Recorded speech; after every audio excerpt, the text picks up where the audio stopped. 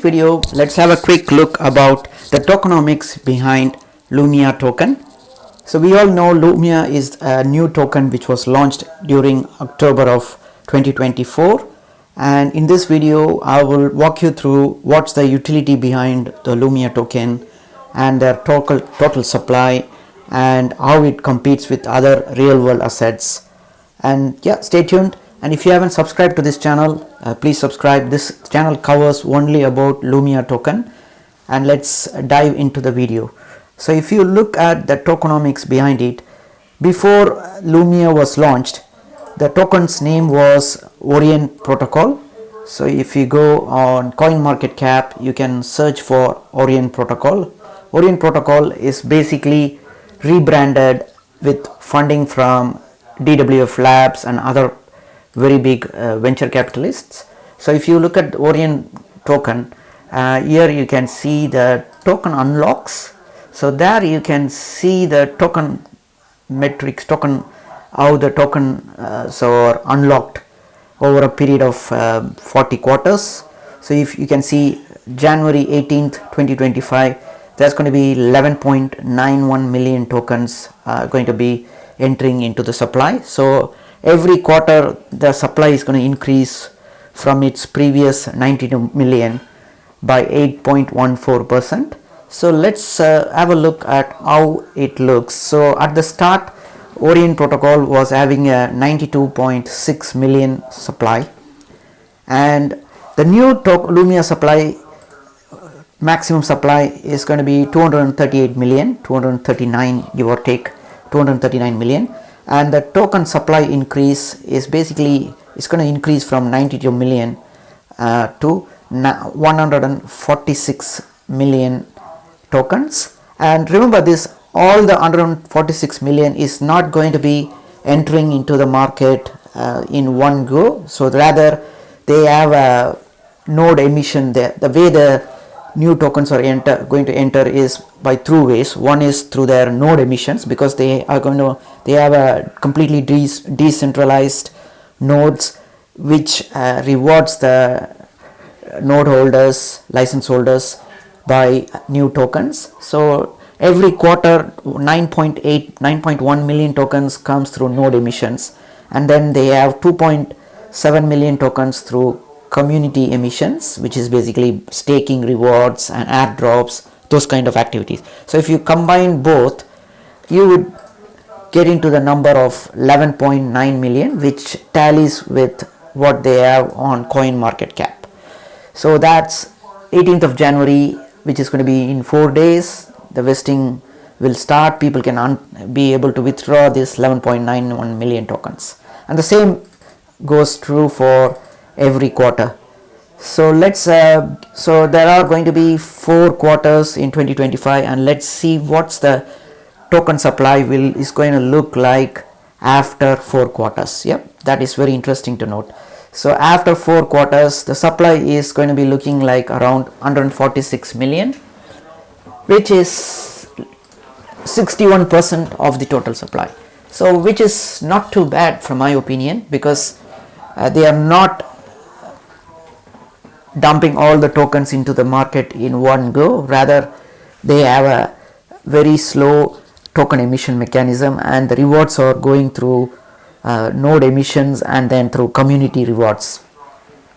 And as you can see, after every quarter the node emissions rewards diminish by half, 50%, and then from 9 million it goes to 4.5 million, and then after 4 quarters it goes to 2.2 million. Like that it goes all the way to up to 2038. So that's pretty long time, So what my focus is, a lot of people have their 2-year unlocking happening in 2026, which is the third quarter of 2026, third quarter, probably this is where most of them are going to have their unlocking happening here. So even after 2 years from now, the supply will be only 66% of the total supply, which is going to be around 160 million. And if you look at the next Bitcoin halving, which is likely to happen in the first quarter of 2028, Even at the time of the next Bitcoin halving, the token supply is going to be around only 188 million. So that is a pretty clear way of token emission. So if you want to read further, you can read about the tokenomics and behind the fundamentals and the ecosystem and how the new tokens are going to enter the market. All these are in their documentation. I'll leave the link down for you to investigate and read further. So as you can see, the two allocations are 73 million coming from node emissions, and then the 72 million coming through community rewards. So that said, it's a pretty well planned out mechanism they have for the node emissions, and you can see you can go all the way up to 2034 as well. So up to 2034 they have put the percentage of release. So as you can see, the percentage inflation rate keeps dropping as the number of years goes by. So initially it starts with 8% per quarter, and then it drops to 4%, and then it diminishes as it goes by. So the time period that I would be interested is July 2026, when most of the node holders who have locked their nodes for 2 years, their tokens will be coming into the, even after 2 years, the supply is going to be only around 166 million, which is 70% of the supply. So which is pretty good, well thought out tokenomics for Lumia actually. And another interesting thing is this new supply increase is not distributed to the team members. That is a very key thing. The team members still holding to their initial 92 million that were offered for the dev team, which is 10% of the supply. They are still holding. So that is a pretty very good point as well. So the reason why they didn't give any share of this new supply to the team members is because they have raised enough funding. They got enough funding through two channels. One is from VC funding, venture capitalists, and then the another one is from $25 million that they raised through the sale of their nodes. So the node sale was one of the successful one.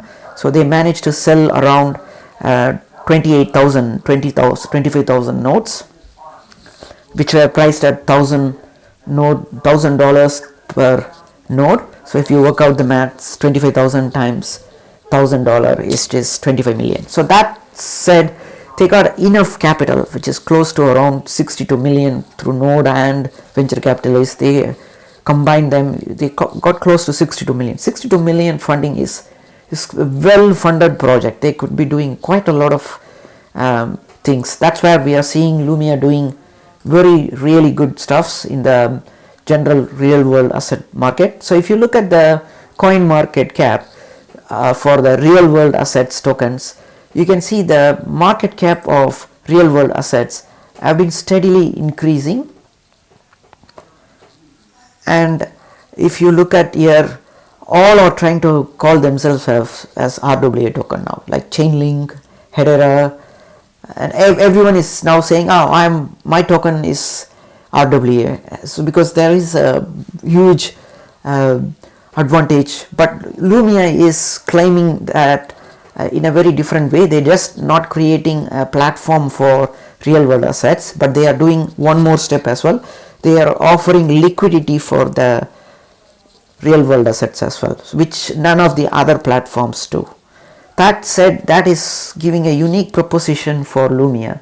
So if you look at the previous all-time high of Orient token, which was $30, even if you consider $30 price target for for Lumia token, that could put the market cap close to 3 billion only.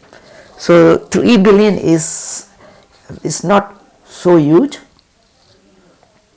because if you look at the other real world asset caps, market caps, they are pretty huge. Like this one is 15 billion, Chainlink is 12 billion, HBAR is 11 billion, Mantra is 3 billion. So if you look at, they all are in close to their previous peak time, all-time highs. So considering that, Lumia has quite a lot of room to grow. Even at $10 proposition, the market cap is going to be roughly around 1.5 billion. So Lumia has a huge potential. So at the moment is close to, if you scroll down, it's close to within 30 positions for the RWA category.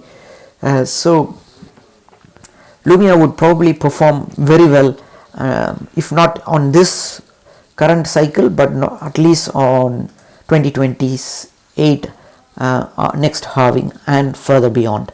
So that said, so the tokenomics is well thought out, and I did a quick check on the nodes or the wallets that hold the rewards and the ecosystem rewards. So they all the wallets match to the supply that they are highlighted in their tokenomics page in their documentation. Yeah, thanks for watching. Have a good day.